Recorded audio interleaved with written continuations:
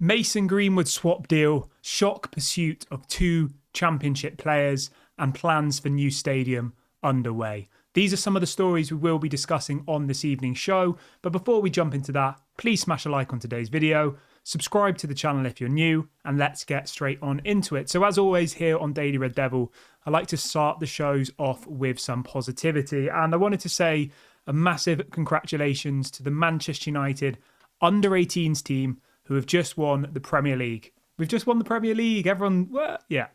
Still, it's incredible. It's an incredible achievement. And for our under-18s to be continually performing the way they are, and the under-21s, like, our youth academy is on fire at the moment. They've just won the Premier League. 19 wins, 2 draws, and 1 loss out of 22 games. 2023, 2024 winners. So congratulations to them. Really, really happy for them. And I hope to see some of these players who've been part of our under-18s Premier League winning squad breaking into that first team. I really, really want that. Nothing more. You know, I want more Kobe Mainus, more Marcus Rashfords, more of these youth players to come through and get their opportunity, because that's what Manchester United has been built on, you know? We shouldn't be going out buying players for £100 million.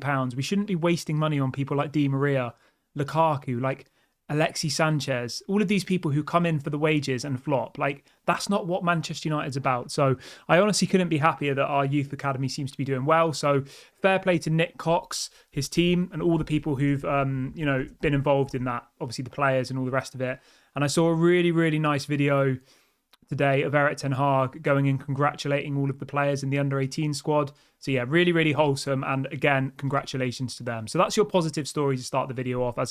I know it's difficult being a Man United fan, and I try and bring a bit of positivity and, you know, a smile to your day. So yeah, big ups to the under-18s. Congratulations. Now, let's move back over to the first team, because I know that's what, 99.9% of people watching this video will be interested in. And let's start talking about a shock pursuit of 2 players from the Championship. So this is coming out from United Muppeteers on Twitter, who seems to get some very good information from the club. And he is reporting this evening that Manchester United are interested in signing Leicester City's Kiernan Dewsbury-Hall as a potential midfielder to replace Christian Eriksen, who is expected to leave Manchester United this summer. Now, if someone said to me, you're going to sign Dewsbury-Hall, I would be a bit like, But if someone then said to me that Christian Eriksen's going to leave and you're going to sign Dewsbury-Hall as his replacement as a squad player, I would be happy about that. I would. I am 25 years of age, obviously kind of he is in his prime. He's been very, very good for Leicester City this season. He's a midfielder that has got 12 goals and 13 assists in the Championship. So he's averaging a goal or an assist every other game in the Championship at the moment. Now, I know the Championship isn't the Premier League, but still, I've seen him play in the Premier League and he's okay. He's not world class, but I think he's better than Eriksen at this point of Eriksen's career. He can play as a centre midfielder, defensive midfielder, and as an attacking midfielder. So he gives us lots of different options. He's available for somewhere around £20 million. I imagine we'd probably get around £5 to £10 million for Christian Eriksen. And when you think that Christian Eriksen's on around 150 grand a week, if you worked out the difference between Christian Eriksen's wages and what Dewsbury-Hall's wages are, and then you add the transfer fee, it will kind of level out, you know. So Christian Eriksen is on 150 grand a week, which is 7.8 million pounds per season. Crazy. Whereas Dewsbury-Hall only earns 45 grand a week. So Eriksen earns 3 times the amount of Dewsbury-Hall. So say you get rid of Eriksen, you're saving about 7 or 8 million a year in wages. You'd probably get somewhere between 5 and 10 million. Apparently Ajax are interested in him. So that's another 5 or 10 million in the bank. You go and give Leicester City 20 million. And then you give Dewsbury-Hall maybe £60,000 a week. So if you add all the maths together, I'm not going to do this on the video because I think it's quite boring. But the point I'm trying to make is overall, the package will work out about the same. And you're effectively swapping, removing Christian Eriksen, removing his high wages and buying Dewsbury-Hall. And it will kind of work out the same, you know, by way of expenditure and by way of financial fair play. So am I excited about this? I'm not going to be sat here jumping for joy about Dewsbury-Hall, but I think he's a better option than Christian Eriksen at this point in his career. He's younger, he's more mobile, he can last a whole 90 minutes of a game without having to come off. So yeah, I'm generally happy about this, and I think that it's an interesting option. You know, it's not like splashing £100 million on one midfielder. Like, we need to buy probably 10 players this summer because so many players are going to leave Man United this summer. You know, Christian Eriksen, Martial, Amrabat, Donny van de Beek, Sancho, Johnny Evans. I mean, that's 6 players without even really thinking. Immediately, 6 players gone. I mean, people like Hannibal Mejbri, Pelistri will probably go.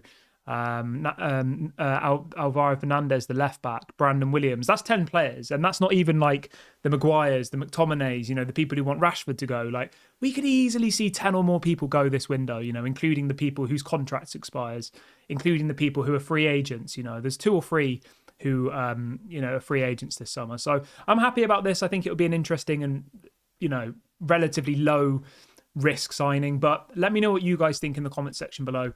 Please just look at it from the perspective of Eriksen goes and Dewsbury Hall comes in and takes his place, and the finances will work out about the same. So that's what you have to look at it like. Would you swap effectively Dewsbury Hall for Christian Eriksen? Yes or no? Let me know in the comment section.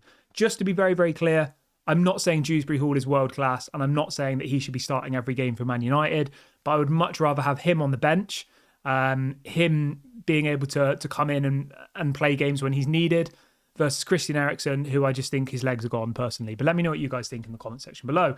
Moving over to the other midfielder that we're being linked to this afternoon. This is coming out from a very reliable source here in the UK.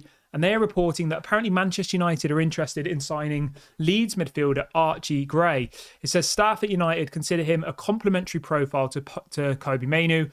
It says, were United to pursue the young midfielder, personal terms could prove troubling due to the player's close family ties to Leeds. I'm going to be honest with you guys, I've never heard of this person. Archie Gray, he is 18 years of age. Obviously, as I said, playing his football for Leeds. Played 41 games in the Championship for Leeds this season. He's come through the Leeds Academy. I think he was born in Leeds as well, as far as I can see. Is Durham Leeds? No, Durham's not Leeds. But he's come through the Youth Academy, and apparently his family are from Leeds. I don't know. I'll be honest, I've never heard of the guy. I don't think we'll end up signing him, so let's just move on from that one quite quickly. Moving over to Mason Greenwood then. This is coming out from Gazzetta in Italy, which is, if anybody's unaware, a massive news outlet. 2 million followers on Twitter.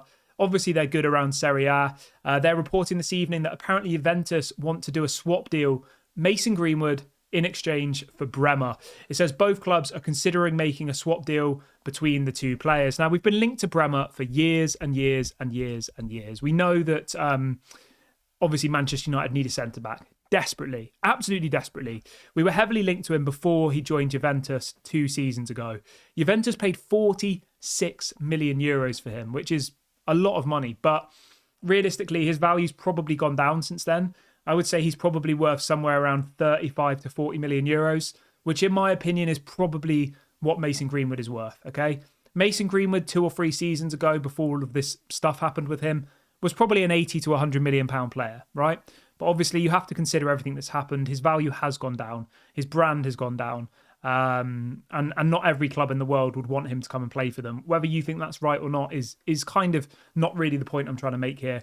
Mason Greenwood's value has dropped, whether you like it or not. He still is a good player. He's still done well at Getafe, but he's not worth 80 to 100 million anymore because of all of the off-field issues that have happened. Would I swap Bremer for Mason Greenwood? Yeah, I would. I think it would solve a lot of problems. We desperately need a centre-back. Bremer has had a good season at Juventus. He looks solid. He's in the Brazil national team. I think he'd be a quality addition. 27 years of age would definitely solve our centre-back issues. So yeah, for me, it's a definite yes. But let me know in the comment section, would you be happy if Manchester United swapped Bremer from Juventus, Mason Greenwood going the other way? Let me know what you guys think. Moving on to the final story for this evening, and that is about the stadium. So Lord Sebastian, who I'm not actually sure who Lord Sebastian is, to be honest. Let me have a look who Lord Sebastian is. So Sebastian Coe is a member of Parliament, it says, part of the Manchester Parliament. So the story this evening is Lord Sebastian Coe has confirmed that the Old Trafford Regeneration Task Force has now begun. So for anybody who doesn't know what that means, people like Gary Neville are involved, a couple of other people are going to be deciding what happens with the new stadium. Is it going to be knocked down? Are they going to regenerate it? And they're also going to invest heavily around Old Trafford, because at the moment, it really, really does need investment in that area, I think. Like, there's nothing really there.